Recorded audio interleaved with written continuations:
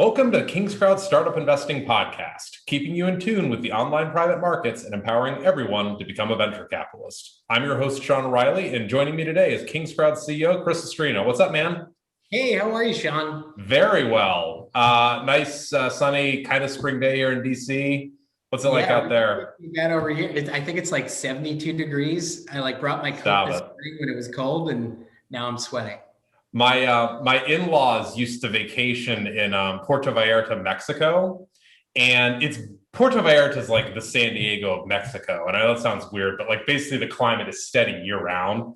So last week, my father-in-law held up my his iPhone weather app, and it had 75 straight sun every day of the week. And you live in California, so you know what I'm talking about. But anyway. I now know what you're talking about. It's taken me a couple of years, but now I totally get it. You were a little shell-shocked when you moved out there, though. I remember you were like, "Yeah, I don't need my winter." Did you leave your winter coats in Boston? No, I brought them with me, but I definitely didn't need them. So we're to Tahoe this weekend to experience a little bit of that snow vibe, that cold winter vibe. But the nice thing is we can leave it behind after the weekend's over. So yeah, for sure. Very cool. So KingsCrowd is about to come out with its annual report. This is a very, very big deal. Our analyst team is working very, very hard to get this to print. I mean, how long is this thing going to be? Is it like 50, 60 pages? Yeah. Man. To our analyst team, when you hear this, we thank you. Ariel, Olivia, everybody, thank you. But we do have a little special treat for our listeners today, though. We got a good amount of the data, and we just kind of want to drop a little bit of a teaser. But first, I was going through the company Slack earlier, and I noticed a little tidbit in the investing channel. You made a public stock investment in a stock that did very well today, rocket companies. Which leads itself to the whole GameStop Reddit stuff. And we're not the online private market rating analytics company, so we will get to that in a second. But man, what is going on, right? And it speaks to this whole movement of democratization and moving away from it being about the hedge funds, or in our space about the venture funds, and saying, hey, everyday individuals should be able to partake in this market to make things happen. Now, at the same time, what's going on? This is a cult. There's a difference between what you're talking about. But I think it speaks to an underlying movement that's occurring, right? And we're especially seeing with Gen Z, and there's a whole Gen Z VC movement. There is this change that's bubbling up. And I think this is just a microcosm of that change. It's showing that desire to be able to partake in the financial markets and have things be democratized. But it is insane. And I won't try and act like I understand it. Believe me. Right. Because you said, this was an actual investment that you made. This was not a speculation. You believed in Rocket Company's mission. It's a play on decentralization of getting a mortgage. I am a huge fintech investor. I always have been. I love the fintech space. Anyone who is trying to reinvent any component of the financial services market with technology, to me, is an exciting investment to make. And obviously, Rocket Mortgage, as many people probably know it, though it is Rocket Companies. I think it's RCKT, I forget the exact ticker, but it's a stock that I've held basically since their IPO.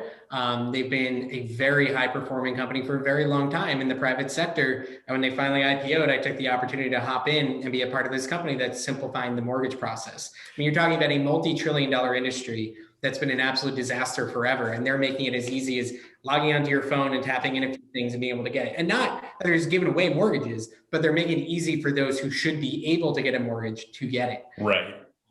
But Sean, I've held on to the stock, I don't know, it's probably been 6 or 8 months, and it basically hasn't moved. The market really hasn't given it much credit. And I was fine with that. I always invest with a 5 to 10 year, time horizon. And I wake up and I see that it's got like a 35% jump because I'm on the West Coast. So I wake up when the market's already open. And I'm like, And I look down at their Q4 results, and I have that kind of some really good earnings, right? Nope. They blew their earnings per share. I was like, okay, obviously they had an amazing quarter and they're blowing up. This is amazing. And then I get to work and I type in Rocket Mortgage to learn a little bit more about what their quarterly report was. And I learned that it's really the GameStop percentage. Yeah. So before we move on, did you know that this would have been 5 years ago now, when I hosted the Motley Fool's Industry Focus podcast, I did it 3 times a week. One of their advertisers was Rocket Mortgage. So 2-3 times a week, I was reading these 30-second ad spots for, this episode of Motley Fool Industry Focus podcast is brought to you by Rocket Mortgage. And yeah, they've always been in the forefront. So good for them. I don't know. No, they're pretty impressed. And I believe the founder and CEO of Rocket Mortgage, Dan Gilbert, Cleveland, Detroit. He owns the Cavaliers though, but it's Dan Gilbert. He's the billionaire. He founded Quicken Loans, and then they, Very cool. He's a cool guy. He just had a stroke, by the way. Oh, wow. Not just, it was like a year or 2 ago, but he's recovering, and In any regard, if you're interested, Rocket Mortgage up 70% today, pretty wild. Be interesting to see what happens going Don't forward. chase, by the way, just a little plug there. Of course, that's going to quadruple that we talked about it. So,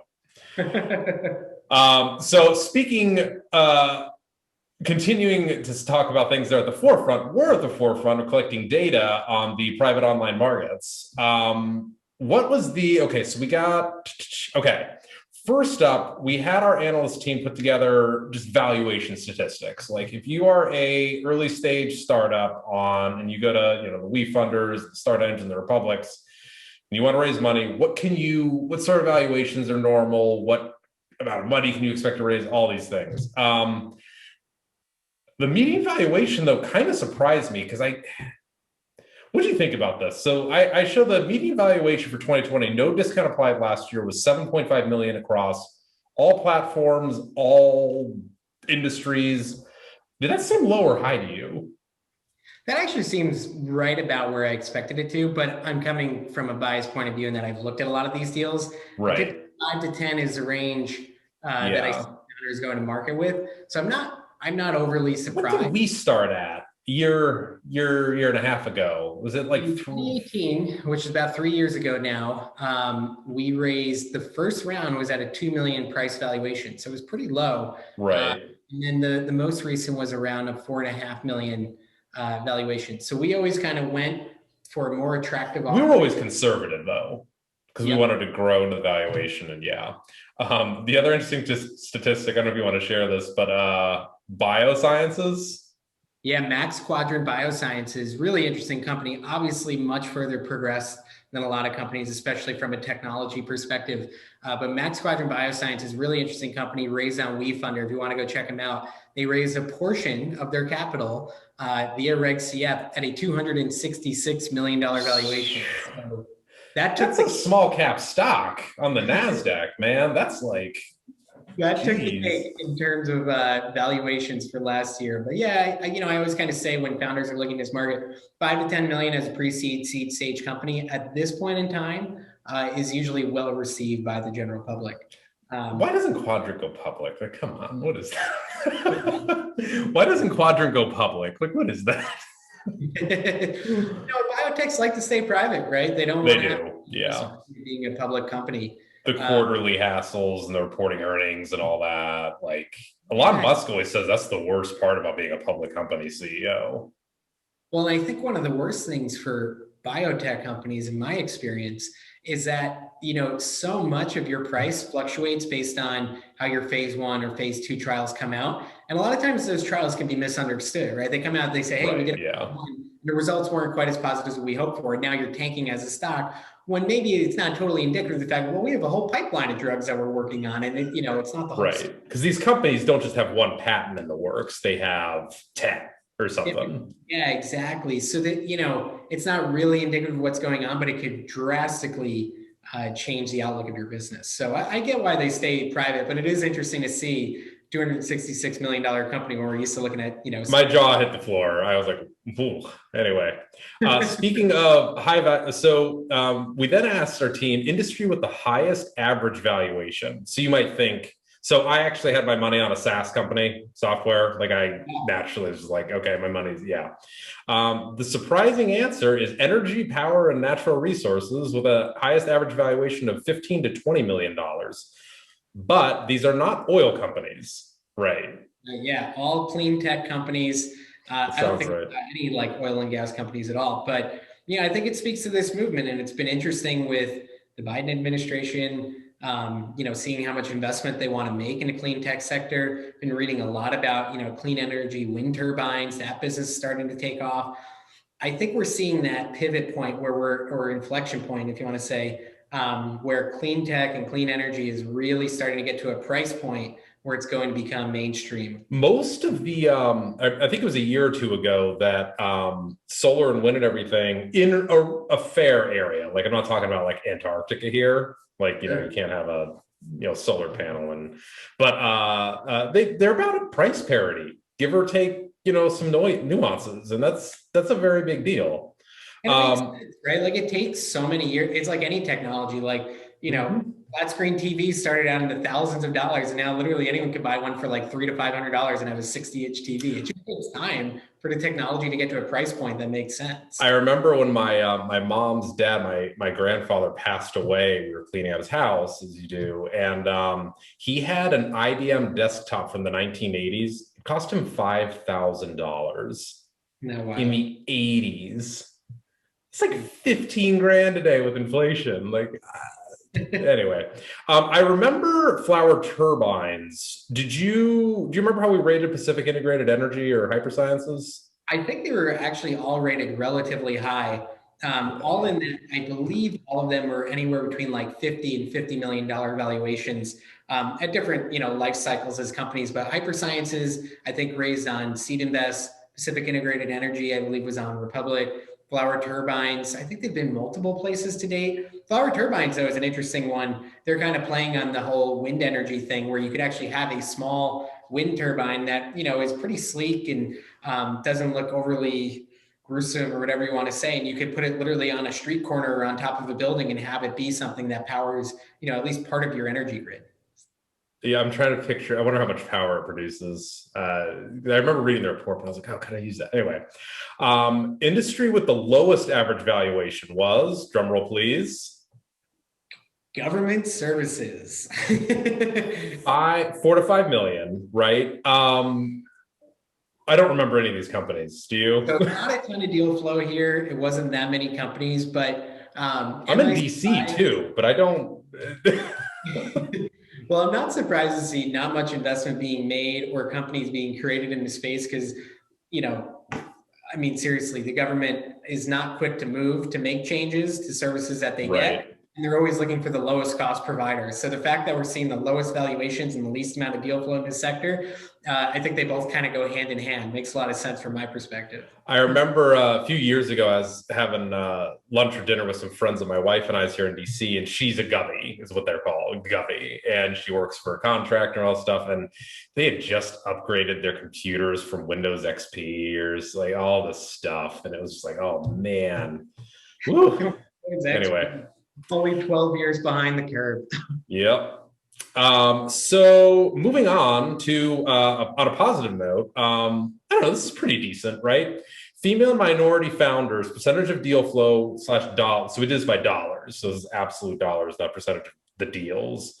20.6% of the money raised went to female and minority-led founders. That's actually, just to clear that up, 28.6% went to female-founded companies. Oh, sorry about that.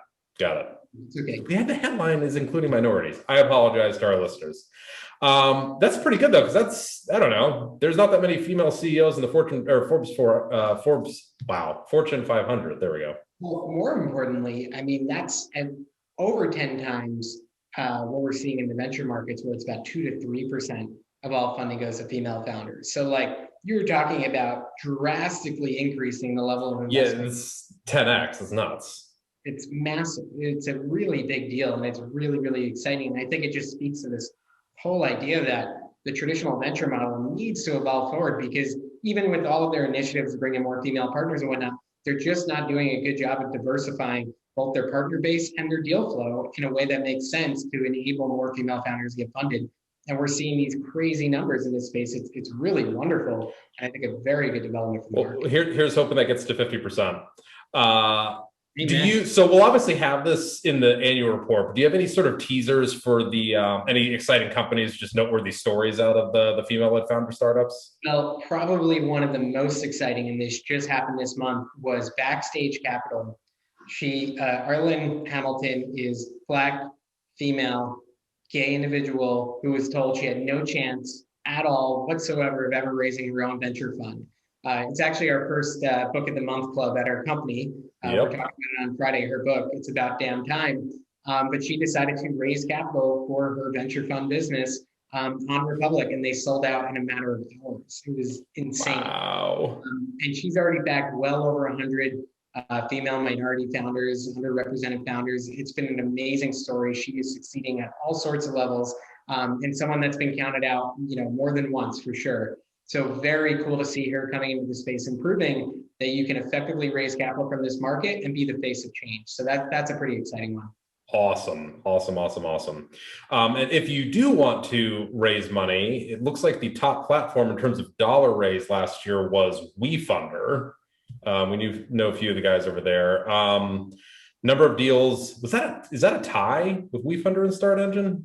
Yeah, so WeFunder won in 2020 for most Reg CF deals. StartEngine, if you look at 2018 to 2020, was the winner over the 3 years. There we go. Impressive. We're definitely starting to see the leaders come into play. And Republic last year also really grew. One of the things we need to look at is Republic went and acquired a few companies, right? They got Nextseed, they got Fig. So we need to kind of combine all of those under one entity because they have done an immense amount of deal flow last year. It's crazy. Is anybody, in your opinion, kind of taking the lead? So something exciting is about to happen, as our listeners are probably aware by now, which is the Reg CF maximum is about to go from $1.07 million to $5 million. Is anybody kind of taking the lead and really position themselves to be able to handle that? Because this is not every day that something 5X is overnight. No, that's a great question. And Republic, WeFunder, StartEngine, I think have clearly made themselves kind of the market leaders, and they've hopped out in front during 2020. I think all of them are capable. StartEngine has done a tremendous job. I mean, for their biggest deals, they have definitely proven under Reg A plus that they can sell out, $5, 10, $15 million. And Republic and WeFunder have done it a few times too. So I think those are the three to watch, and I think there'll be some really interesting developments on those platforms. And we should probably have a show on this at some point in the future, but liquidity. So one could make the argument that one of the things that's holding people back from investing in this, at the start of the podcast, I say like we want everybody to become a venture capitalist, but some people, actually most people, investing even a couple $1,000s in a startup that's going to be illiquid for 5-10 years. I mean, it's a little annoying. It would be nice to be able to sell it for a fair price if you ever got on a pinch or kid went to college or whatever. What are you seeing in terms of the development of some sort of liquidity in the marketplace? Yeah, I mean, look to Net Capital and StartEngine. Net Capital actually came out with a press release the other day. They're partnering with a company called Rialto Markets. Yep, I saw that. Which has a ATS, basically allows for secondary sales of private securities. And so they're kind of teaming up with them, and they've already kind of begun work on a solution in that space. StartEngine has started trading their own stock.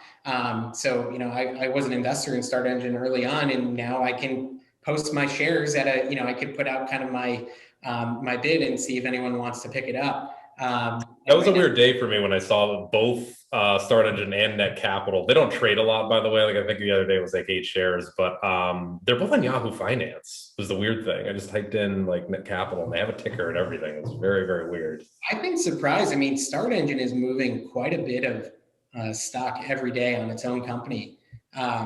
If it's look these guys up.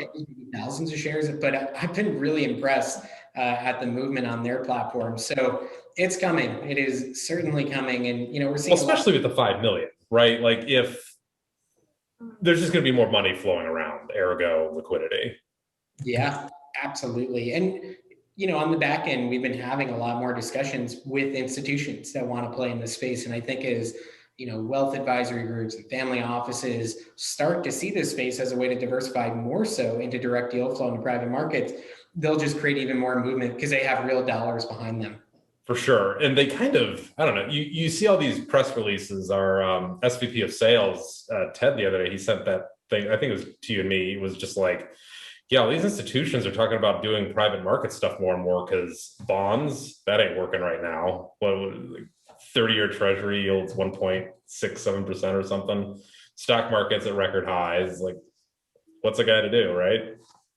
You're absolutely right. Now it's pretty cool to see. So hopefully with that 5 million raise coming in just a handful of days here, on the 15th, we'll get to north of $500 million this year in Reg CF dollars alone. It's pretty impressive. I want to know what it would take to do $1 billion this year. I really do. 2022 is my year that I'm pegging $1 billion in Reg. All right. You're probably right. Yeah. But hey, you know what? I mean, last April, May, we started to see it 2 and 3x, month over month. So you never know what happens. Right. Supposedly, we're hearing from kind of our investment analyst team that there is just like a huge bucket of companies they're preparing for that are all planning to go live on March 15th as these new rules come into play. So we might see some crazy volume. Because people have been holding out too. And there were 33 deals last month or something I saw? No, 33 million. I'm sorry. 33 million was raised last month. Yeah, that's what people kind of holding back. Exactly. 100 new deals, 33 million raised. That was a short month. Come on, it's not a leap year or whatever. So. They could have had 3 more days if they waited. You're right about Start Engine, by the way. So this is recorded for everybody on Tuesday, March 2nd, and 544 shares of Start Engine traded according to Yahoo Finance. There you go. So, yeah. So go on Start Engine and go directly on their platform if you're looking to trade, and you could set up your account to trade on their secondary. That's cool. And I believe the goal this year is for them to be able to, trade multiple assets on their platform, not just Start Engine stock. That's where they were starting. But yeah. There's Mr. Wonderful. I'm on startengine.com right now. Very cool. All right. Well, Chris, you get the last word. Anything else to say about your savvy trading in rocket companies or our impending annual report?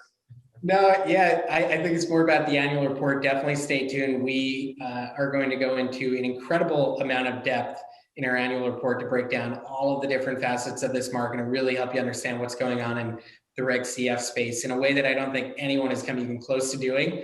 So it should be a fun read for anyone who likes to nerd out on this stuff like I do. For sure. I can't wait to get my copy. All right. Well, I'll see you next week, Chris. Sounds like a plan. Have a good one. And that is it for us, folks. If you'd like to learn more about KingsCrowd ratings and analytics capabilities, please visit us at kingscrowd.com or email us at podcast@kingscrowd.com. For Chris Lustrino, I am Sean Riley. Thanks for listening.